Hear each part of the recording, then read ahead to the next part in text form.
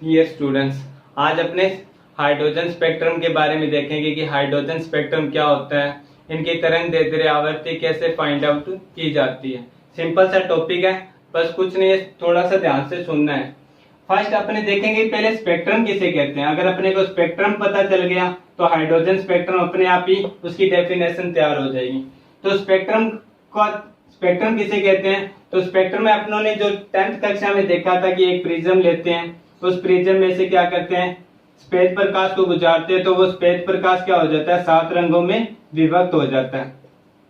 7 रंगों में क्या हो जाता है, विभक्त हो जाता है। अपनों ने ये चीज देखी थी। तो इसमें क्या होगा कि ये जो 7 रंग होंगे, 7 रंगों की क्या होगी, अपने को पट्टिका ही दिखाई देगी। इन 7 रंगों की पट्टिकाओं को अपने क्या बोल देते हैं, स्पेक्ट्रमी रेखाएं बोल देते हैं। स्पेक्ट्रमी रेखाएं बोल देते हैं। स्पेक्ट्रमी रेखाएं बोल देते हैं। और ये घटनाएं क्या कहलाती है, अपनी स्पेक्ट्रम कहलाता है। यहाँ पर तो प्रिज्म यूज किया अपनों ने, लेकिन जो स्पेक्ट्रम पढ़ेंगे उसमें क्या होगा, कोई पदार्थ लेंगे, उस पदार्थ में से क्या करेंगे, विकिरणों को गुजारेंगे। पदार्थ में से विकिरणों को गुजारने के बाद में देखेंगे कि कितनी विकिरणें अपने को वापस मिल रही हैं, या फिर कितने विकिरणों को वो अवशोषण कर रहा है। इस आधार पर जो परिघटना जिसका अध्ययन करेंगे अपने, उस अध्ययन को अपने क्या बोल देते हैं, स्पेक्ट्रम बोल देते हैं। हाइड्रोजन के लिए क्या होगा, ये हाइड्रोजन में क्या किया जाएगा, ऊर्जा दी जाएगी। ऊर्जा देने पर उसका जो इलेक्ट्रॉन होगा वो कौन कौन से ऑर्बिटलों में गमन कर रहा है, और जब वह वापस अपनी अवस्था में आ रहा है तो कितने विकिरणों का या कौन सी विकिरणों का उत्सर्जन कर रहा है। इस आधार पर जो अध्ययन करते हैं उसे अपने क्या कह देते हैं, स्पेक्ट्रम कह देते हैं। 10th में अपनों ने प्रिज्म को आधार मान के किया था। यहाँ पर अपने क्या करेंगे, विभिन्न टाइप के पदार्थों को आधार मानेंगे कि पदार्थों में क्या किया जाता है जब विकिरणों को गुजारते हैं या फिर उसे गर्म करते हैं। जैसे फॉर एग्जांपल यहाँ पर अगर स्पेक्ट्रम देखते हैं, वैसे क्लासिफिकेशन करते हैं स्पेक्ट्रम का, तो 2 टाइप से होता है। एक तो उत्सर्जित स्पेक्ट्रम होता है, उत्सर्जित स्पेक्ट्रम होता है, और एक होता है अवशोषण स्पेक्ट्रम। अवशोषित स्पेक्ट्रम बोल देते हैं। नाम से स्पष्ट होता है।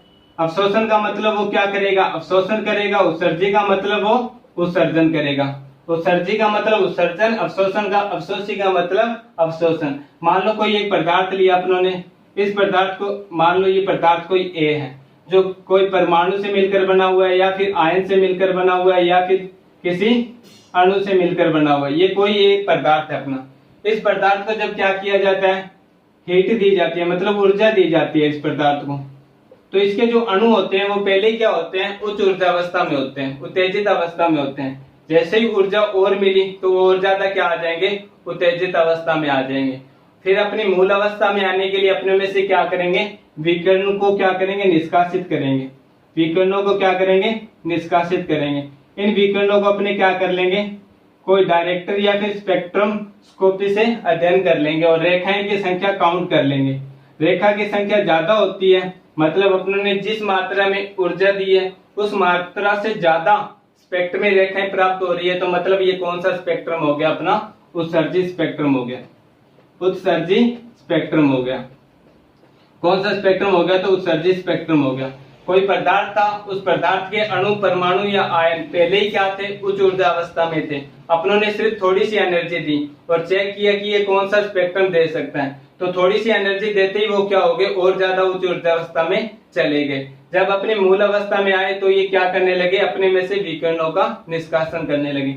इन विकिरणों को अपनों ने क्या किया, एक स्पेक्ट्रोस्कोपी से देखा और पाया कि जितनी ऊर्जा दी है उससे ज्यादा क्या हो रही है, अपने को स्पेक्ट्रमी रेखाएं प्राप्त हो रही है। तो इस प्रकार का जो स्पेक्ट्रम प्राप्त हुआ, इस प्रकार की जो परिघटनाएं हुई, उसे अपनों ने क्या बोल दिया, उत्सर्जित स्पेक्ट्रम बोल दिया। फिर सेकंड आता है कि अवशोषित स्पेक्ट्रम किसे कहते हैं। तो मान लो कोई एक पदार्थ बी और ले लेते अपने दूसरा, उसके अंदर जो अणु या परमाणु या आयन है वो क्या है, निम्न ऊर्जा अवस्था में है। क्या है, निम्न ऊर्जा अवस्था में। इसमें तो क्या थे, उत्तेजित अवस्था में थे पहले से, उत्तेजित अवस्था। इसमें क्या है, ये निम्न अवस्था में है, यानी निम्न ऊर्जा अवस्था में कह सकते हो, निम्न ऊर्जा अवस्था में। जब इसको क्या करेंगे, अपने हीट करेंगे, मतलब बाह्य ऊर्जा देंगे, तो ये क्या करेगा, पहले तो खुद को स्थायी करने के लिए थोड़ी एनर्जी को क्या करेगा, अवशोषित करेगा। फिर अवशोषित होने के बाद में वो थोड़ा सा स्थायी होगा, फिर और ऊर्जा लेकर वो क्या करेगा, उच्च ऊर्जा अवस्था में जाएगा। फिर वो वापस अपनी स्थायी अवस्था में लौटेगा। मतलब पहले तो ऊर्जा का उसने अवशोषण कर लिया है, फिर वो उच्च ऊर्जा अवस्था में जाने के लिए ऊर्जा और ले रहा है, मतलब ऊर्जा की ज्यादा मात्रा लग रही है। जितनी अपनों ने ऊर्जा दी है उसके अकॉर्डिंग स्पेक्ट्रमी रेखाएं प्राप्त नहीं होकर क्या हो जाती है, इसमें कम रेखाएं प्राप्त हो जाती है। कम रेखा प्राप्त होने का रीजन ये है कि इसके जो अणु या परमाणु है जिससे ये मिलकर बना है वो कौन सी अवस्था में, निम्न अवस्था में। निम्न अवस्था में होने के लिए वो थोड़ी सी ऊर्जा लेंगे, स्थायी अवस्था में आएंगे। स्थायी अवस्था में आकर फिर ऊर्जा लेंगे और कौन सी अवस्था में जाएंगे, उच्च ऊर्जा में जाएंगे। फिर उच्च ऊर्जा में थोड़ी देर समय तक रहेंगे, फिर वापस निम्न अवस्था में आएंगे, मतलब अपनी स्थायी अवस्था में लौटेंगे। और स्थायी अवस्था में लौटने के लिए वो क्या करेंगे, विकिरणों को निष्कासित करेंगे। इन विकिरणों को अपने क्या कर लेंगे, फिर स्पेक्ट्रोस्कोपी से देख लेंगे, काउंट कर लेंगे। तो फिर अपने देखेंगे कि जितनी ऊर्जा दी है उसके अकॉर्डिंग अपने को स्पेक्ट्रमी रेखाएं प्राप्त नहीं हो रही हैं। तो इस प्रकार के स्पेक्ट्रम को ही अपने क्या बोल देते हैं, अवशोषित स्पेक्ट्रम बोल देते हैं, क्योंकि इसके अणु होते हैं वो निम्न ऊर्जा वाले होते हैं। निम्न ऊर्जा होने के कारण पहले ऊर्जा का अवशोषण करते हैं, फिर थोड़ी और ऊर्जा लेते हैं, फिर क्या करते हैं, उच्च ऊर्जा में जाते हैं। जितनी ऊर्जा दी है उसके अकॉर्डिंग वो स्पेक्ट्रमी रेखाएं नहीं देते, उनसे कम स्पेक्ट्रमी रेखाएं देते हैं, जिसके कारण इसे स्पेक्ट्रम को कौन सा बोल देते हैं, अवशोषित स्पेक्ट्रम कह देते हैं। ये तो स्पेक्ट्रम था और स्पेक्ट्रम का क्लासिफिकेशन। अपना मेन पॉइंट आता है हाइड्रोजन स्पेक्ट्रम। तो हाइड्रोजन स्पेक्ट्रम किसे कहेंगे, हाइड्रोजन स्पेक्ट्रम में भी क्या होगा, सेम ही कंडीशन अप्लाई होगी। कौन सी, तो मान लो ये क्या है, अपना एक हाइड्रोजन परमाणु है। हाइड्रोजन परमाणु का ये कौन सा ऑर्बिटल है, N1 ऑर्बिटल है, मतलब N1 कोश है। N1 कोश में अपने को पता है कि इलेक्ट्रॉन होता है। ये जरूरी नहीं है कि हाइड्रोजन में N1 ही रखेंगे। स्पेक्ट्रम समझ रहे हैं तो स्पेक्ट्रम में किसी भी कोश में क्या हो सकता है, इलेक्ट्रॉन रह सकता है। ये चीज हमेशा ध्यान रखना। और कोशों की संख्या क्या हो सकती है, अनंत हो सकती है। यहाँ पर अनंत का मतलब यहाँ पर कोशों की संख्या को नहीं बताएगा, अनंत बताएगा, ऊर्जा स्तर को बताएगा। N का मतलब होगा ऊर्जा स्तर। वैसे तो अपने हाइड्रोजन देख रहे हैं तो यहाँ पर N का मतलब दो टाइप से रखेंगे, एक तो ऊर्जा स्तर से और एक कोश से। अगर इलेक्ट्रॉन को यानी हाइड्रोजन को अपनों ने क्या किया, by energy the. By energy देने पर वो क्या हुआ, निम्न ऊर्जा अवस्था जो उसकी स्थायी अवस्था थी, स्थायी अवस्था से वो कौन सी अवस्था में चला गया, उच्च ऊर्जा अवस्था में चला गया, उच्च ऊर्जा अवस्था में चला गया। उच्च ऊर्जा अवस्था में जाने के बाद में वो अपनी यहाँ पर कितने समय तक रहेगा, 10 की पावर -8 सेकंड तक रहेगा। 10 की पावर -8 सेकंड तक रुकने के बाद में वो क्या करेगा, अपने में से विकिरणों को निष्कासित करता जाएगा और अपनी ऊर्जा को क्या करता जाएगा, कम करता जाएगा। अपनी ऊर्जा को क्या करता जाएगा, कम करता जाएगा, जहां तक उसे अपनी निम्न अवस्था यानी मूल अवस्था में लौटने के लिए जितनी ऊर्जा चाहिए उतनी ऊर्जा को लाने के लिए वो क्या करेगा, अपने में से विकिरणों को निष्कासित करेगा। इन विकिरणों को फिर क्या करेंगे, अपने स्पेक्ट्रोस्कोपी से देखेंगे और फिर काउंट करेंगे कौन सा स्पेक्ट्रम है, ये लाइमन स्पेक्ट्रम है या वापस स्पेक्ट्रम है या फिर पास्चन है, ब्रैकेट है, फुंड है। तो इस आधार पर जो स्पेक्ट्रम ज्ञात करते हैं उसे अपने क्या बोल देते हैं, हाइड्रोजन स्पेक्ट्रम बोल देते हैं। हाइड्रोजन स्पेक्ट्रम कहेंगे किसे, सिंपल सी डेफिनेशन पूछे तो सिंपल सा है कि हाइड्रोजन को जब क्या किया जाता है, बाह्य ऊर्जा दी जाती है, तो हाइड्रोजन में स्थित इलेक्ट्रॉन अपनी मूल अवस्था से छोड़कर उच्च ऊर्जा अवस्था में चला जाता है। उच्च ऊर्जा अवस्था में कुछ समय रहने के बाद में वह अपने में से विकिरणों का उत्सर्जन करता जाता है और मूल अवस्था में लौट आता है।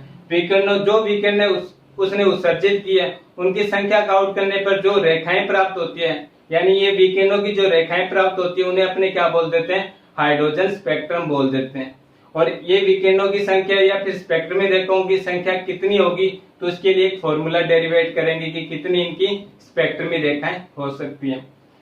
हाइड्रोजन था, उसको एनर्जी दी, एनर्जी देने पर वो उच्च ऊर्जा अवस्था में गया, जिसका इलेक्ट्रॉन था उच्च ऊर्जा अवस्था में 10 की पावर -8 सेकंड तक रुका, फिर अपने में से विकिरणों को या फिर स्पेक्ट्रमी रेखाओं को क्या करता गया, उत्सर्जित करता गया और मूल अवस्था में लौट आया। इस परिक्रम को, इस परिघटना को अपने क्या बोल देते हैं, हाइड्रोजन स्पेक्ट्रम कह देते हैं। अब अपनों ने बोर की एक कंडीशन देखी थी। बोर की कंडीशन थी, थर्ड स्टेटमेंट था बोर का। बोर का थर्ड स्टेटमेंट बोलता है, कहता है कि कोई भी पदार्थ और पदार्थ के अंदर जो अपनों ने इलेक्ट्रॉन ले रखा है वो इलेक्ट्रॉन तब तक क्या रहता है, अपनी कक्षा में स्थायी रहता है जब तक उसे बाह्य ऊर्जा नहीं दी जाती। इसलिए तो मैं कह रहा हूं कि इस इलेक्ट्रॉन को मैंने क्या किया है, हाइड्रोजन परमाणु को बाह्य ऊर्जा दी है। बाह्य ऊर्जा देने के कारण वो कौन सी अवस्था में गया, उच्च अवस्था में गया। और उच्च अवस्था में जाने के बाद में वो मूल अवस्था में यानी अपनी जो स्थायी अवस्था थी उसमें लौटने के लिए अपनों में से विकिरणों को क्या कर रहा है, निष्कासित कर रहा है। और ये विकिरणें क्या है, स्पेक्ट्रमी रेखाएं कहलाती है। और ये जो परिघटनाएं होती है इस परिघटनाओं को अपने क्या कह देते हैं, हाइड्रोजन स्पेक्ट्रम कह देते हैं।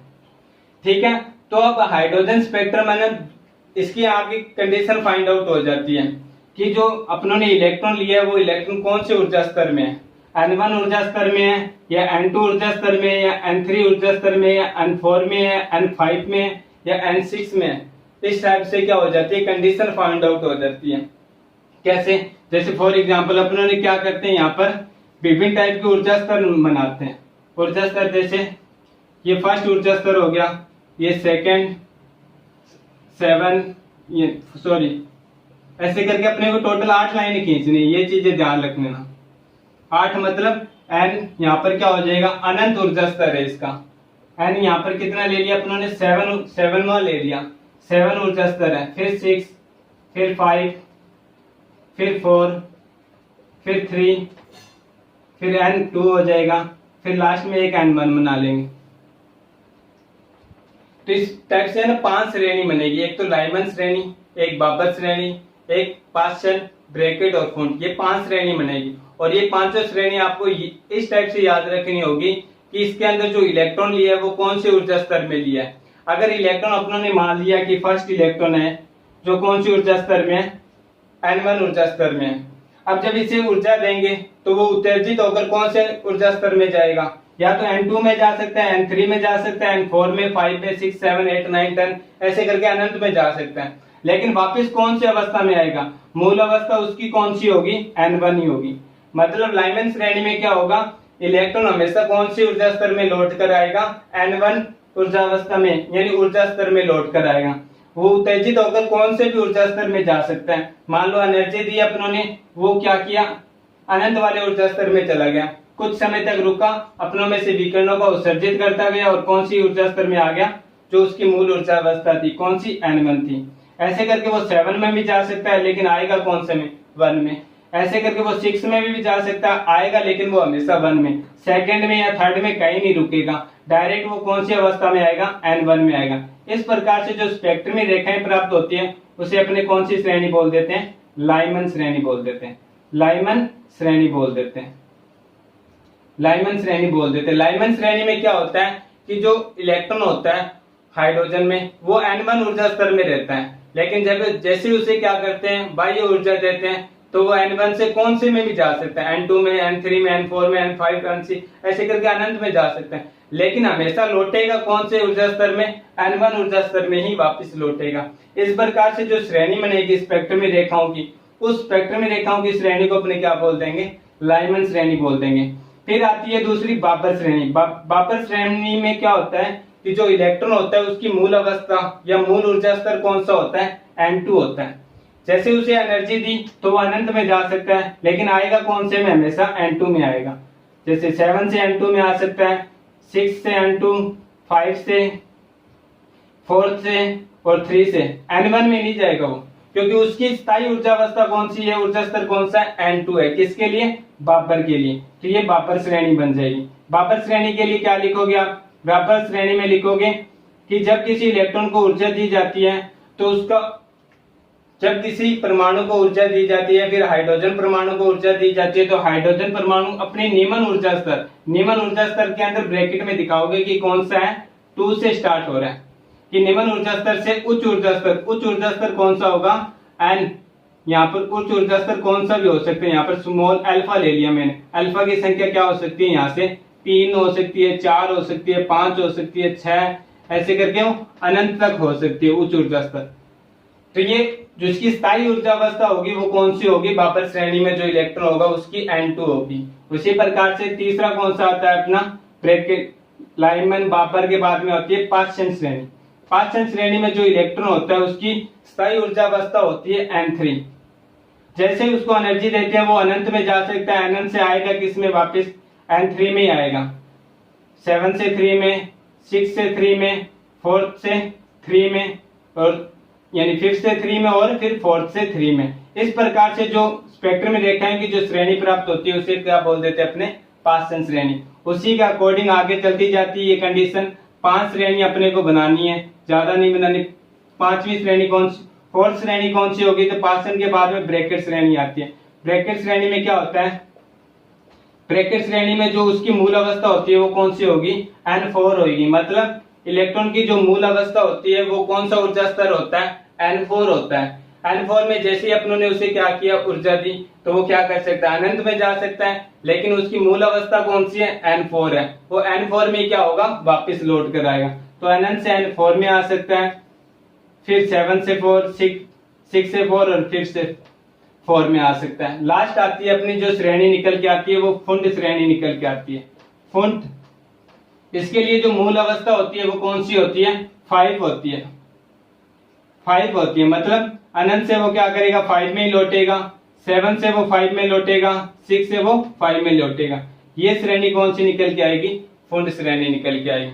आपसे पूछता भी है वो क्वेश्चन के अंदर कि लाइमन श्रेणी में इलेक्ट्रॉन की मूल अवस्था और उच्च ऊर्जा अवस्था कौन सी होती है। तो लाइमन श्रेणी के लिए N1 इसकी क्या है, मूल अवस्था है। N1 इसकी क्या है, मूल अवस्था है, मतलब मूल ऊर्जा स्तर है। और N अल्फा यहाँ पर क्या हो सकता है, 2 हो सकता है, 3 में भी जा सकता है, 4 में भी, 5 में भी, ऐसे अनंत में जा सकता है वो। लेकिन लौट के हमेशा कौन से में आएगा, N1 ऊर्जा स्तर में ही लौट कर आएगा। उसी प्रकार से बाबर श्रेणी होती है, उसकी मूल ऊर्जा स्तर कौन सा होता है, N2 होता है। जैसे ही ऊर्जा दी उत्तेजित अवस्था में वो कौन से भी ऊर्जा स्तर में जा सकता है, N3 में, N4 में, N5 में, N6 में, लेकिन लौट कर हमेशा कौन से में आएगा, N2 में। पाशन में N3 होता है मूल ऊर्जा स्तर, ब्रैकेट में N4 होता है मूल ऊर्जा स्तर, और फुंड के अंदर N5 होता है मूल ऊर्जा स्तर। मतलब वो उत्तेजित होकर कौन से भी ऊर्जा स्तर में जा सकता है उत्तेजित अवस्था में, लेकिन लौटेगा हमेशा जिसका मूल ऊर्जा स्तर है। N5 है किसके लिए, फुंड के लिए, ब्रैकेट के लिए 4 है, लाइम पासन के लिए 3 है, और बाबर के लिए 2 है, और लाइमन के लिए 1 है। और इसके भी न्यूमेरिकल बनते हैं। पूछ लेते हैं कि बाबर श्रेणी में अधिकतम तरंग दे रहे हैं, लाइमन श्रेणी में अधिकतम तरंग दे रहे हैं। तो ये चीजें अपने को कंडीशन पहले ध्यान रखनी होती है कि लाइमन श्रेणी के लिए मूल ऊर्जा स्तर कौन सा है, बाबर श्रेणी के लिए मूल ऊर्जा स्तर कौन सा है, पासन श्रेणी के लिए मूल ऊर्जा स्तर कौन सा है, ब्रैकेट के लिए मूल ऊर्जा श्रेणी कौन सी है, यानी मूल ऊर्जा स्तर कौन सा है, फुंड के लिए कौन सा है। तो ये से लाइन वाइज याद रखना। लाइमन के लिए N1 मूल ऊर्जा स्तर है, बाबर के लिए N2 है, पासन के लिए N3 है, ब्रैकेट के लिए N4 है, और फुंड के लिए N5 है। ये इसके क्या है, मूल ऊर्जा स्तर है। उसके बाद में वो कहीं भी जा सकते हैं, अपने उसे एनर्जी दी है, तो वो ऐसा नहीं है कि 4 में जाएगा, 5th में जाएगा, ये अपने को नहीं पता, कहीं भी जा सकता है। N5 में जा सकता है, अनंत में जा सकता है, 20 में जा सकता है, 50 में जा सकता है, जैसे उसका ऊर्जा स्तर वो वैसे उसमें जा सकता है। तो ये 4 श्रेणियां होती है, 4 श्रेणी अपने को ध्यान रखनी है, लाइमन, बाबर, पासन, ब्रैकेट और फुंड।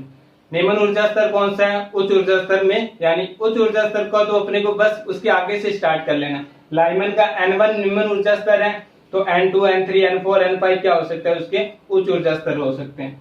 बाबर श्रेणी के लिए निम्न ऊर्जा स्तर कौन सा है, तो N2 है।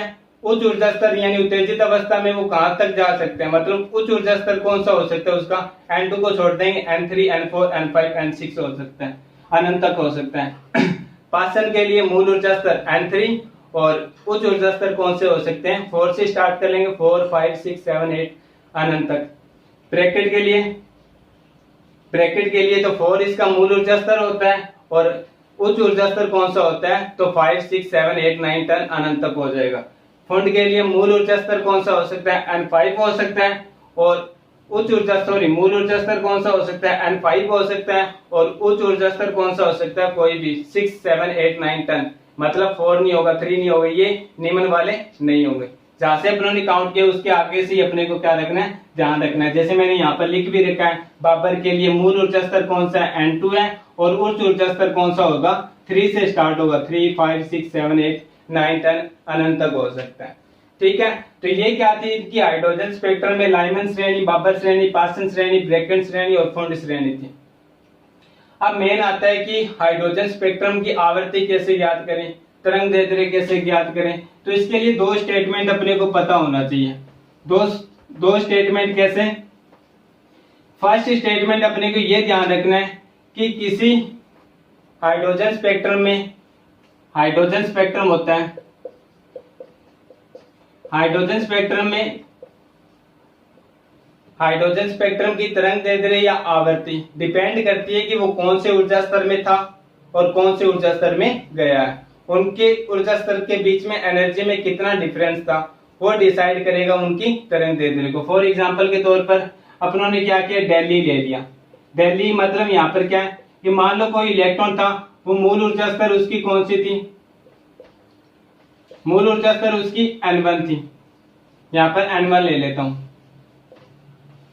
यानी N1 ऑर्बिटल में उसकी ऊर्जा कितनी थी, N1 ऊर्जा स्तर में उसकी ऊर्जा कितनी थी, En1 ले लिया मैंने, ठीक है। उसके बाद में मैंने देखा कि वो इलेक्ट्रॉन N1 से N2 में जा रहा है, तो N2 में गया तो उसके लिए En2 लिख दिया मैंने। अब इनके बीच में ऊर्जा का डिफरेंस देखेंगे, इनके बीच में ऊर्जा का डिफरेंस देखेंगे तो वो क्या निकल के आएगा, इनकी तरंगदैर्ध्य और आवर्ती के इक्वल निकल के आएगा। कैसे, एक इलेक्ट्रॉन था, इलेक्ट्रॉन को मान लिया ये इसकी क्या है N1 और N1 ऊर्जा स्तर है और ये दूसरा क्या है N2 ऊर्जा स्तर। इसके लिए एनर्जी कितनी है, N1 की एनर्जी है En1 ले लिया, इसकी एनर्जी अपनों ने En2 ले लिया। जैसे ही इलेक्ट्रॉन को क्या किया अपनों ने, एनर्जी दी तो वो उच्च ऊर्जा स्तर में क्या हो गया, चला गया। अब इन दोनों के बीच में कितनी एनर्जी का डिफरेंस है, मतलब डेली कितना है इनके बीच में, तो डेली अपने को पता है कि En2 की हमेशा क्या होती है, ज्यादा होती है तभी तो वो उच्च ऊर्जा अवस्था में बैठा है। इनके बीच में जो डिफरेंस निकल के आया वो क्या होता है, इनकी तरंगदैर्ध्य और आवर्ती के क्या होता है, बराबर होता है।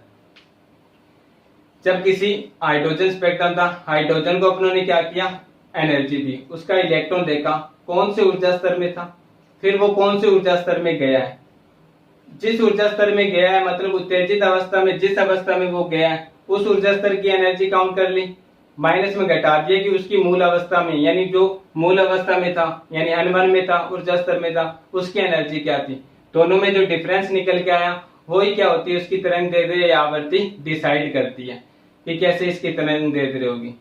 किसी हाइड्रोजन स्पेक्ट्रम में जो आवर्ती और तरंगदैर्ध्य है उसका निर्धारण दोनों ऊर्जा स्तरों मतलब एक उत्तेजित ऊर्जा स्तर और एक निम्न ऊर्जा स्तर के बीच में ऊर्जा के अंतर के बराबर में किया जाता है। दोनों का अपनों ने क्या ले लिया, डिफरेंस ले लिया। फिर सेकंड अपनों ने कंडीशन देखी थी, अपनों ने ये बोर मॉडल में देखा था। बोर मॉडल में ये चीज अपनों ने यहाँ तक क्या कर लिया, किसी ऊर्जा स्तर यानी ऊर्जा स्तरों के बीच में एनर्जी निकाल ली कि कितनी एनर्जी का डिफरेंस आ रहा है, En1 ले लिया अपनों ने। मतलब ये En2 ऊर्जा स्तर था, ये N1 ऊर्जा स्तर था। ये N2 ऊर्जा स्तर की क्या थी, एनर्जी थी, ये N1 ऊर्जा स्तर की क्या है, एनर्जी है। दोनों के बीच में अपनों ने क्या कर लिया, डिफरेंस ले लिया। तो अपनों ने बोर मॉडल में यानी बोर का मॉडल देखा था, तो बोर के मॉडल में देखा था कि जो n ऑर्बिटल होता है उसकी स्थायी ऊर्जा कितनी होती है, तो -13.6। यहाँ पर N2 है तो N2 लिख दिया मैंने कि स्क्वायर इलेक्ट्रॉन वोल्ट होती है।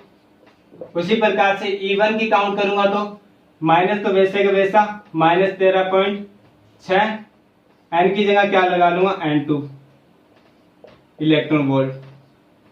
ये क्या होती है, अपने बोर मॉडल में देखा था कि किसी nवीं कक्षा की स्थायी ऊर्जा कितनी होती है। तो यहाँ पर n था, लेकिन यहाँ पर मैंने दो ऊर्जा स्तर ले रखे हैं, एक तो N2 ले रखा है और एक N1 ले रखा है। दोनों के बीच में मुझे क्या करना है, ऊर्जा का डिफरेंस निकालना है कि कितनी ऊर्जा यानी कितनी ऊर्जा लगी है एक इलेक्ट्रॉन को निम्न ऊर्जा स्तर से उच्च ऊर्जा स्तर में भेजने के लिए, और वही डिसाइड करेगा कि इसका यानी आवर्ती या तरंगदैर्ध्य क्या होगी। तो इसको सोल्व आउट करता हूं, तो सोल्व आउट ऐसे ही होगा 13.6 वैसे का वैसा रहेगा। 13.6 दोनों में कॉमन आ रहा है, ये नेगेटिव नेगेटिव क्या हो जाएंगे, पॉजिटिव हो जाएंगे। तो इसे मैं पहले लिख दूंगा N1 की स्क्वायर, माइनस में ये वैसे का वैसा माइनस रहेगा N2 की स्क्वायर। ये क्या निकल गया, अपना डेली निकल के आ गया।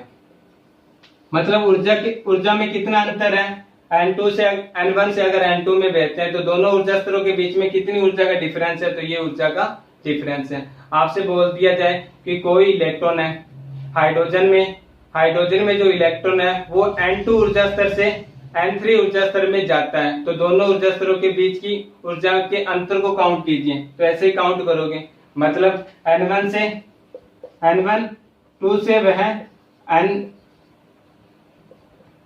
3 में जाता है, तो दोनों के बीच में ऊर्जा का अंतर कितना होगा? N1 दे रखा है, पुट आउट करोगे, N2 दे रखा है, पुट आउट करोगे और वैल्यू फाइंड आउट कर लोगे। ये फॉर्मूला अपने को पता था, बाबर सिंह यानी बोर मॉडल के आधार पर देखा था। किसी एक एनवी कक्षा की स्थायी ऊर्जा कितनी होती है? -13.6 इलेक्ट्रॉन वोल्ट होती है, बटे में n की स्क्वायर रहता है। लेकिन N2 यहाँ पर 2 क्यों लगा है? क्योंकि ये कौन सा है? इसका उत्तेजित ऊर्जा अवस्था है। या ऐसे बोलेगा क्वेश्चन के अंदर कि कोई इलेक्ट्रॉन अपनी निम्न ऊर्जा अवस्था ब्रैकेट में लिख देगा N1 से N2, N1 से 2, मतलब इसकी निम्न ऊर्जा अवस्था कौन सी है? दूसरी है। से N5 में जाता है, तो उन दोनों ऊर्जा स्तरों के बीच में ऊर्जा का अंतर ज्ञात कीजिए। तो ऐसे आप क्या करोगे? फाइंड आउट करोगे। ये तो अपनी ऊर्जा का डिफरेंस फाइंड आउट कर लिया अपनों ने। ऊर्जा का डिफरेंस कैसे फाइंड आउट किया है? तो इसे मैं ऐसे लिख सकता हूं, डेल ई बराबर 13.6 1/N1 की स्क्वायर 1/N2 की स्क्वायर। ये मैंने ऊर्जा का डिफरेंस फाइंड आउट किया, ठीक है। फिर अपनों को ये स्टेटमेंट पता है कि प्लांक का स्टेटमेंट था। प्लांक कहता था, क्योंकि अपने को आवर्ती और तरंग दैर्ध्य फाइंड आउट करना है। प्लांक का स्टेटमेंट था कि किसी परमाणु को जब ऊर्जा दी जाती है या उससे अवशोषित की जाती है, तो वो ऊर्जा न कि किरणों या विकिरणों के रूप में विभक्त न होकर कौन से होती है? क्वांटा के रूप में या बंडलों के पैकेट के रूप में क्या होती है? उत्सर्जित होती है। अपनों ने ये देखा था, या फिर अवशोषित होती है। ये प्लांक का स्टेटमेंट देखा था। और प्रत्येक क्वांटा या बंडल के जो एक फोटोन होता है उसकी एनर्जी कितनी होती है? तो डेल ई बराबर अपनों ने देखा था h म्यू के बराबर होती है, h म्यू के बराबर होती है। h यहाँ पर क्या था? प्लांक नियतांक था, और म्यू क्या था? यहाँ पर आवर्ती थी। प्लांक नियतांक की वैल्यू अपने को पता है कि 6.62 × 10⁻⁻34 जूल सेकंड होती है। ये चीज अपनों ने देखी थी। तो यहाँ पर करना है कि डेल यू की जगह अपने को h म्यू लिखना है। डेल ई की जगह अपने को क्या लिखना है? h म्यू लिखना है। h म्यू लिख दिया 13.6 1/N1 की स्क्वायर -1/N2 की स्क्वायर। ये अपनों ने लिख दिया यहाँ पर। अभी म्यू का मतलब यहाँ से आवर्ती से है, तो मतलब अपनों ने आवर्ती भी फाइंड आउट कर ली। आवर्ती कैसे फाइंड आउट कर ली? तो 13.6 बटे में h लगा देंगे। h की वैल्यू अपने को पता है 6.2 है, और उसके बाद में वो अगर बोले कि कोई इलेक्ट्रॉन N1 दे दे आपको कि 2 है, और N3 दे दे आपको, N2 दे दे आपको कि कितना है? 3 है, उसके लिए आवर्ती ज्ञात कीजिए। तो आवर्ती ज्ञात कर सकते हो। N1 की वैल्यू दे दे, N2 की वैल्यू दे दे, तो आवर्ती ज्ञात की जा सकती है। क्यों? क्योंकि h की वैल्यू अपने को पता है। h की वैल्यू कितनी होती है? 6.6 × 10⁻⁻34 जूल सेकंड होती है, और N1 दे रखा है, N2 दे रखा है, तो फाइंड आउट की जा सकती है। इससे क्या कर सकते हैं? अपने हाइड्रोजन स्पेक्ट्रम की आवर्ती ज्ञात कर सकते हैं। हाइड्रोजन स्पेक्ट्रम की आवर्ती ज्ञात कर सकते हैं। हाइड्रोजन स्पेक्ट्रम की आवर्ती ज्ञात कर सकते हैं। कैसे ज्ञात कर सकते हैं? तो दो चीजें अपनों ने ध्यान में रखी है। एक तो फर्स्ट कि इलेक्ट्रॉन के ऊर्जा स्तर के बीच में डिफरेंस देख लिया अपनों ने कि कितना है, यानी किसी इलेक्ट्रॉन को ऊर्जा दी तो वो निम्न ऊर्जा स्तर से उच्च ऊर्जा स्तर में गया, दोनों ऊर्जा स्तरों के बीच में अंतर निकाला, तो वो अंतर ये निकल कर आया। फिर प्लांक का स्टेटमेंट था कि अगर वो ऊर्जा को उत्सर्जित कर रहा है या अवशोषित कर रहा है, तो वो किरणों या विकिरणों के रूप में उत्सर्जित या अवशोषित न कर बंडल या पैकेटों के रूप में क्या करता है? वो विकिरणों को अवशोषित या उत्सर्जित करता है। मतलब बंडल या पैकेटों के रूप में करता है, और प्रत्येक बंडल या पैकेट को उसने क्या माना था? फोटोन माना था या क्वांटा माना था, और उसकी ऊर्जा उसने बताई थी कि डेल ई बराबर कितनी होती है? h म्यू होती है। डेल ई की वैल्यू पता है, डेल ई की जगह अपनों ने क्या लिख दिया? h म्यू लिख दिया। म्यू यहाँ पर क्या होती है? आवर्ती होती है। आवर्ती अपने क्या कर सकते हैं? यहाँ से फाइंड आउट कर सकते हैं। फिर अपने को ये भी पता है कि तरंग दैर्ध्य भी क्या होती है? इसकी फाइंड आउट करनी होती है। तो तरंग दैर्ध्य फाइंड आउट करने के लिए अपने को पता है कि तरंग दैर्ध्य और प्रकाश के वेग और आवर्ती में क्या संबंध होता है? तो प्रकाश की आवर्ती यानी प्रकाश का वेग बराबर होता है किसके? तरंग दैर्ध्य के और आवर्ती के। प्रकाश के तरंग दैर्ध्य और प्रकाश की आवर्ती के। और कोई भी किरण होती है अपने को पता है प्रकाश के वेग के समान ही उसका क्या होता है? वेग होता है। तो यहाँ पर c बराबर क्या होता है? तरंग दैर्ध्य और आवर्ती होती है। अगर मैं ऐसे कर लूं, यहाँ से लेमडा फाइंड आउट कर लूं, लेमडा कैसे फाइंड आउट करूंगा? तो लेमडा यहाँ से रह जाएगा, c म्यू बराबर हो जाएगा, क्योंकि यहाँ से क्या किया मैंने? लेमडा फाइंड आउट कर रहा हूं तो म्यू को इसकी साइड भेज दिया, इसके बट्टे में आ जाएगा। लेकिन यहाँ पर म्यू अपने को दे रखा है, म्यू की जगह अपने क्या लिख सकते हैं, सी लेमडा लिख सकते हैं। मतलब म्यू की जगह अपने क्या लिख सकते हैं, सी लेमडा बराबर 13.6 एच 1/n1 की स्क्वायर माइनस 1/n2 की स्क्वायर। अब ये सी क्या हो जाएगा, इसके पैरों में चला जाएगा, 1 लेमडा बराबर 13.6 एच सी 1/n1 की स्क्वायर माइनस n2 की स्क्वायर। अब अपने को c की भी वैल्यू पता है कि c की वैल्यू कितनी होती है, 3 × 10⁸ होती है। प्रकाश का वेग यही होता है। अब अपने को करना क्या है, c और h इसकी पूरी वैल्यू फाइंड आउट कर लेते हैं।